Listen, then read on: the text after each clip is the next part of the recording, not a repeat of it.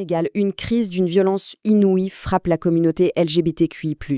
On va décortiquer ensemble les rouages de cette répression qui ne cesse de s'aggraver. Cette phrase, elle est terrible, mais elle dit tout. Ce n'est pas juste une formule, c'est la réalité, le quotidien de personnes dont la vie a basculé dans une lutte de chaque instant. Concrètement, ça veut dire quoi? Eh bien, ça veut dire vivre avec la peur au ventre.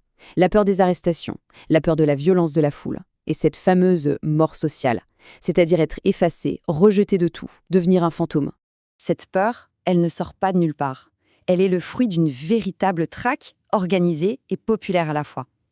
Plongeons tout de suite dans cette réalité de 2026. La violence vient de partout. D'en haut, avec des vagues d'arrestations où la police fouille les téléphones pour débusquer des réseaux, installant une paranoïa totale. Et puis elle vient d'en bas, de la rue. Des milices citoyennes qui se prennent pour des justiciers. Ça mène à des actes d'une barbarie sans nom, comme ce qui s'est passé à Kaolack, un corps déterré et brûlé par une foule. Face à une telle terreur, il reste quoi? La fuite, l'exil. Mais alors, comment une telle violence a-t-elle pu être légitimée? C'est simple, on a transformé la loi en une arme. Pour comprendre ce basculement, il faut regarder la loi de plus près. Qu'est-ce qui a changé, concrètement, pour que la persécution devienne la norme? Ce tableau, il parle de lui-même. La nouvelle loi, promulguée en avril 2026, fait bien plus que durcir les peines. Déjà, elle cible très spécifiquement les relations entre personnes de même sexe. Fini le flou juridique. Et surtout, chose terrible, elle criminalise ce qu'elle appelle l'apologie, la promotion. En clair, ça veut dire que les associations de défense des droits ou même de santé risquent la prison. 10 ans. Voilà ce que les gens risquent. La peine maximale a tout simplement été doublée. 10 ans, ce n'est pas un chiffre, c'est une vie qu'on met entre parenthèses, une menace constante qui oblige à se cacher. Et si la prison ne suffit pas, il y a l'amende. 10 millions de francs CFA. C'est une somme colossale, de quoi briser financièrement une personne et toute sa famille avec. Bien sûr, une loi pareille, ça ne sort pas d'un chapeau, il y a des gens derrière. Qui sont les architectes de cette machine répressive? En fait, c'est une sorte d'alliance. D'un côté, le pouvoir politique, qui présente cette loi comme une affaire de souveraineté nationale. De l'autre, des organisations religieuses très puissantes qui ont martelé ce discours dans l'espace public. Et quand les mots sont lâchés, la violence suit. Cette phrase, elle a été prononcée publiquement. Ce sont des mots qui arment les esprits, qui donnent une sorte de permis de tuer et qui légitiment les pires atrocités. Pour justifier cette haine, ces architectes s'appuient sur une idée qui marche à tous les coups. L'homosexualité serait quelque chose qui vient d'ailleurs. Et voilà l'argument massu. L'homosexualité serait anti-africaine, une maladie venue de l'Occident. C'est un discours très puissant parce qu'il joue sur la fibre nationaliste et le ressentiment post-colonial.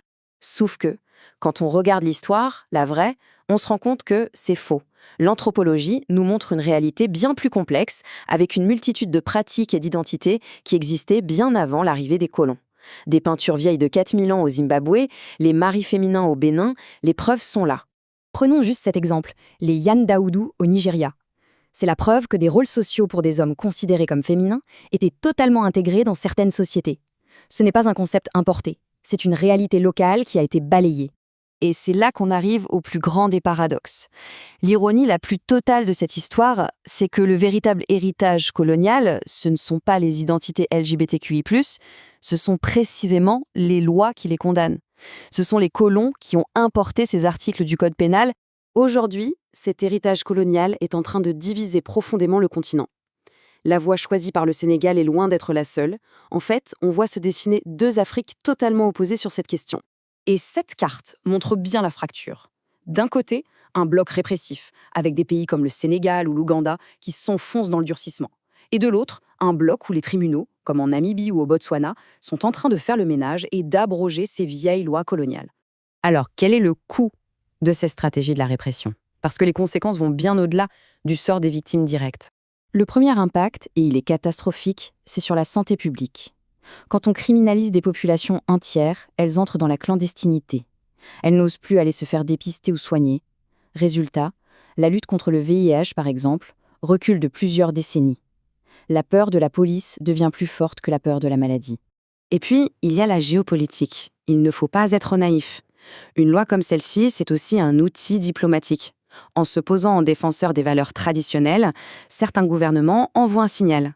Ils s'alignent sur des puissances comme la Russie et utilisent les droits humains comme une monnaie d'échange sur la scène internationale. Et au final, qui paye le prix de ces grands jeux politiques? C'est une minorité. Une minorité qui se retrouve sacrifiée sur l'autel de la cohésion nationale et des stratégies d'affirmation identitaire. Tout ça nous laisse avec une question de fond, une question vertigineuse.